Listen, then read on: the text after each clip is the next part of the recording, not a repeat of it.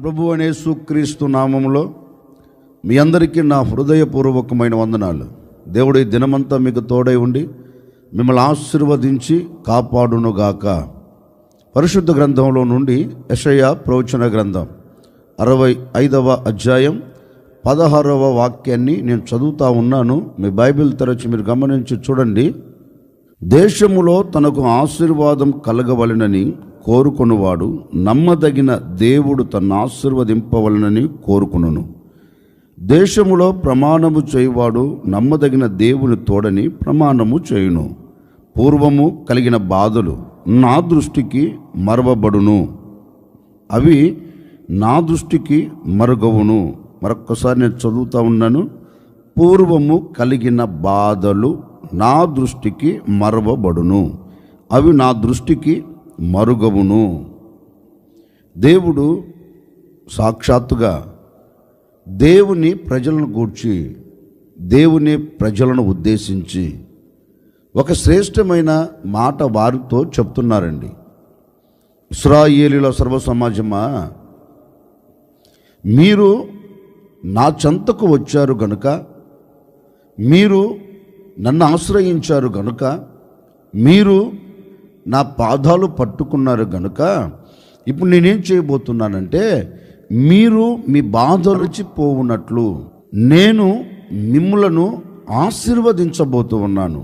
నేను మిమ్ములను ఆశీర్వదించాను అనుకో, నేను మిమ్మల్ని దీవెనకరంగా ఉంచాను అనుకో, మీ బాధలన్నీ మీరు మరిచిపోతారు అని దేవాతి దేవుడు వారితో ఒక శ్రేష్టమైన మాట చెప్తున్నారు. పూర్వము అంటే ఇప్పటి వరకు మీరు పడిన బాధలు, ఇప్పటి వరకు మిమ్మల్ని తరుముతున్న ఇక్కట్లు, ఇబ్బందులు, వాటన్నిటినీ నేను మీరు మరిచిపోయేటట్లుగా ఒక అద్భుతం చేస్తాను అని దేవుడు వాగ్దాన పూరితముగా వారితో చెబుతున్నారండి. నిజమే, ఎన్నో దినాల నుండి, ఎన్నో రోజుల నుండి, ఒక్క మాటలో చెప్పాలంటే ఎన్నో సంవత్సరాల నుండైనా కావచ్చండి, ఎన్నో సంవత్సరాల నుండైనా కావచ్చు. ఒకవేళ ఏ బాధ నిన్ను వెంటాడుతుందో, ఏ బాధల మధ్యలో నువ్వు నిలిచిపోయావో నాకు తెలియదండి. ప్రభువు ఈ ఉదయకాల సమయంలో నీవు ఏ బాధల మధ్యలో బంధించబడి ఉన్నావో, నీ బాధను గమనించిన దేవాది దేవుడు అంటున్న మాట ఏంటంటే, నీ బాధలన్నీ నీవు మర్చిపోయేటట్లుగా నేను నీ ఎడల ఒక అద్భుతమైన కార్యమును జరిగిస్తాను.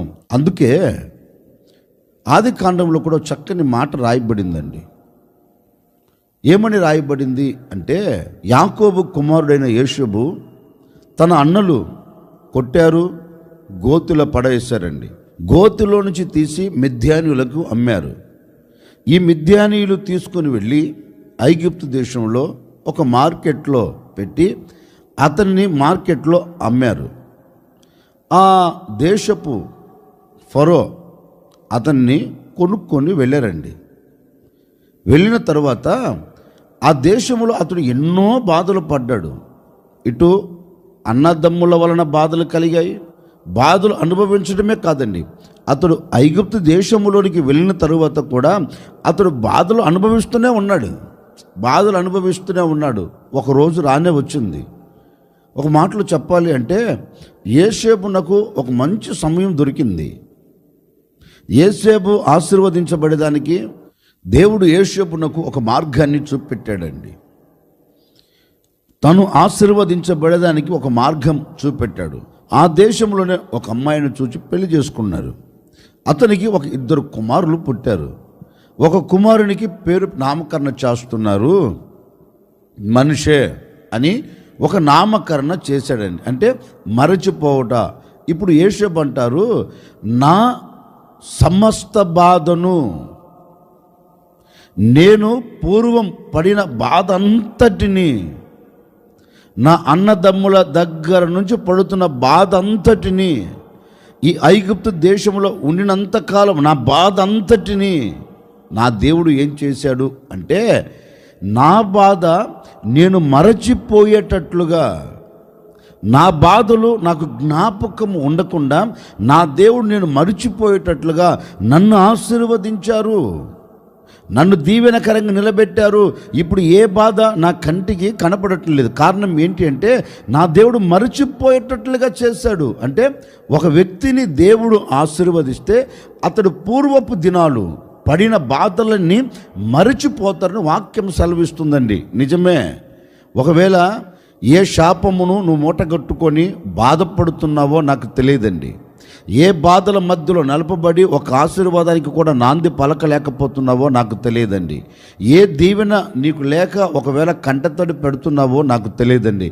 ఈ ఉదయకాల సమయంలో నా ప్రభు చెప్పక్కనే చెబుతున్నాడు.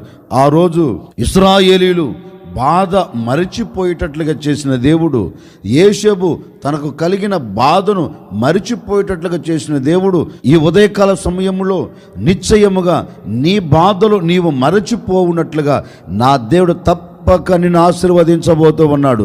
నా దేవుడు తప్పక నిన్ను దీవెనకరంగా నిలబెట్టబోతూ ఉన్నాడు. నీ బాధలు నీవు మరచిపోవుదువుగాక.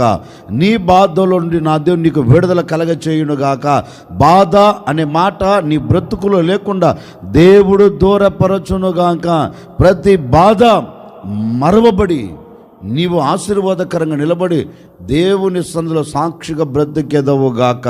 అందుకే దేవుడు అంటారు, మీ బాధలు పూర్వము కలిగిన బాధలన్నీ నీవు మరిచిపోయేటట్లుగా నేను ఒక అద్భుతమైన కార్యం చేస్తాను. పూర్వం పడిన బాధలన్నీ నిన్ను విడిచిపెట్టి వెళ్ళేటట్లుగాను, నీవు ఆ బాధ చూడకుండా ఆ బాధల మధ్యలో నుండి నేను నీకు విడుదల కలగచేస్తాను. అందుకే నిర్గమకాండంలో కూడా చక్కని మాట రాయబడింది. 3వ అధ్యాయం 7వ వాక్యంలో ఒక శ్రేష్టమైన మాట రాయబడిందండి. దైవజనుడైన మోషేతో దేవుడు అంటారు, మోషే, నా ప్రజలు పడుతున్న బాధను నేను నిశ్చయముగా చూచా. నా ప్రజలు ఇప్పటి వరకు పడుతున్న బాధలు నేను చూచా. 430 సంవత్సరాలు నా ప్రజలు పడిన బాధను నేను చూస్తున్నాను. ఇప్పుడు చూచిన నేను ఏం చేయబోతున్నానంటే ఈ 430 సంవత్సరాలు పడిన బాధలు వారి మరచిపోవునట్లుగా నేను వారి ఎడల ఒక అద్భుతమైన కార్యమును జరిగించబోతూ ఉన్నాను. వారి బాధల మధ్యలోంచి నేను విడుదల కలగ చేయబోతూ ఉన్నాను. అందుకే నా ప్రభు ఈరోజు ఉదయకాల సమయంలో చెప్పకనే చెబుతున్నాడండి, నీవు పడిన బాధలు నా ప్రభు చూచాడు. నువ్వు పడుతున్న బాధలు నా దేవుడు గమనించాడు. నిశ్చయముగా ప్రభు చెప్పకనే చెబుతున్నారు, ఇక మీదట ఈ దినము నుండి నీ బాధలు నీవు మరువబడినట్లుగాను, నీవు పడిన ఏ బాధ నీ ఎదుట నిలబడకుండా, నీవు చూచిన ఏ బాధ నీవు చూడకుండా దేవుడు ఈ దినము దాన్ని ఏం చేయబోతున్నాడంటే నీవు మరిచిపోయేటట్లుగాను, నిన్ను విడిచిపోవునట్లుగాను నా దేవుడు తప్పక నీ ఎడల అద్భుతమైన కార్యం జరిగించబోతూ ఉన్నాడు. ఈ దినము నుండి నీవు నీ బాధ మరిచిపోవుదువుగాక, నీ కష్టమును మరిచిపోవుదువుగాక, నీ బాధలు మరువబడి నీవు ఆశీర్వదించబడిన స్థితిలోనికి నీవు వచ్చేదవుగాక. ఈ దినము మొదలుకొని ఏ బాధల మధ్యలో నీవు ఉన్నావో ఆ బాధ ఈ క్షణము నుండి, ఇదిగో ఈ మాటలు వింటున్నప్పుడే, ఈ మాటలు నువ్వు ఆలకిస్తున్నప్పుడే నీ హృదయాన్ని పట్టుకొని పీడిస్తున్న ప్రతి బాధల్లో నుండి విముక్తి కలగబోతూ ఉంది. విముక్తి కలగబోతూ ఉంది. ఏ బాధ నీ ఎదుట నిలబడదు, ఏ బాధ నీ హృదయంలో నిలబడదు, ఏ సమస్య నీ హృదయంలో నిలబడకుండా నా ప్రభు దానిని తీసివేసి నీ హృదయమునకు సంతోషాన్ని కలగచేయబోతూ ఉన్నాడు. అందుకే ప్రసంగి గ్రంథకర్త కూడా తన గ్రంథంలో రాస్తారండి. ఏమంటున్నారంటే, బాధింపబడువారు ఆదరించే దిక్కు లేక కన్నీరు కార్చుచున్నారంటండి. అంటే బాధపడేవాడిని ఎవడు ఆదరించలేకపోతున్నాడు. బాధపడేవారికి కన్నీరు కలుగుతుంది, ఆ కన్నిటిని ఎవడు తుడిచివేయలేకపోతున్నాడు. అందుకే ప్రభు అంటాడు కదా, నేను చూచా నీ బాధను, నీ కన్నీరును నేను చూచా, నీ కష్టమును నేను చూచా. చూచిన నేను నీతో చెప్తున్నా, ఇక దానిని నీవు మర్చిపోతున్నావు. నేను కూడా కోరుకుంటున్నాను ఈ ఉదయకాల సమయంలో, ఒకవేళ ఈ క్షణం వరకు నీవు ఏ బాధ నీ హృదయంలో పెట్టుకొని కన్నీరు కారుస్తున్నావు నాకు తెలియదండి.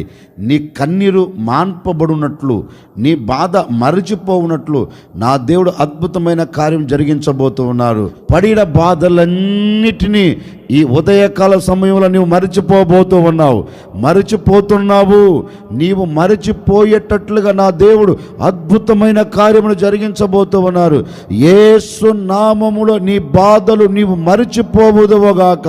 యేసు నామములో నీ బాధల మధ్యలో నుండి నా దేవుడు విడుదల కలగచేసి నిన్ను, నీ కుటుంబాన్ని, నీకు కలిగిన సమస్తమును నా దేవుడు నిన్ను ఆశీర్వదించి దీవెనకరంగా నిలబెట్టి నీ బాధలన్నీ నీవు మరిచిపోయేదవుగాక. తల వంచండి. వచ్చిన ప్రార్థన. ఆశ్చర్యకరుడా, మీకు స్తోత్రాలు చెల్లిస్తున్నాం తండ్రి. మీరంతైనా సర్వశక్తి కలిగిన దేవుడవు. నిజమే, పూర్వము మాకు కలిగిన బాధలు మరవబడును అని మీ లేఖనాలు సెలవిచ్చినట్లుగా ఒకవేళ ఈ ప్రజలు ఏ బాధల మధ్యలో ఉన్నారో, ఏ పగవారి చేత బాధపడుతున్నారో తెలియదయ్యా. ఈ ఉదయకాల సమయంలో పగవారి బాధలు మరచిపోవునట్లుగాను ఒక అద్భుతమైన మీ కార్యాన్ని జరిగించండి. వీరికి పగవారి బాధల మధ్యలోంచి తప్పించి నెమ్మదిని మీరు కలగచేయండి. నెమ్మదితో సాగిపోయేట్లుగా ఒక అద్భుతమైన మీ కార్యమును జరిగించి ఈ దినమంతా ఈ ప్రజలకు చేస్తున్న వ్యాపారం, చేస్తున్న పనిలో, చేస్తున్న ఉద్యోగంలో ఎక్కడే కానీ, ఎప్పుడే కానీ ఈ ప్రజలకు ఎలాంటి పగవారి చేత బాధలు పడకుండా ఈ ప్రజలందరూ నెమ్మది పొంది సాగిపోయినట్టు ఒక అద్భుతమైన కార్యమును జరిగించమని యేసు నామములు అడిగి వేడుకొనుచున్నాము తండ్రి. ఆమెన్. ఈ దినమంతా మీ బాధలు మీరు మరచిపోయి ఏ పగవారి చేత బాధపడకుండా నా దేవుడు మీ కుటుంబాలకు నెమ్మదిని కలగచేయునుగాక.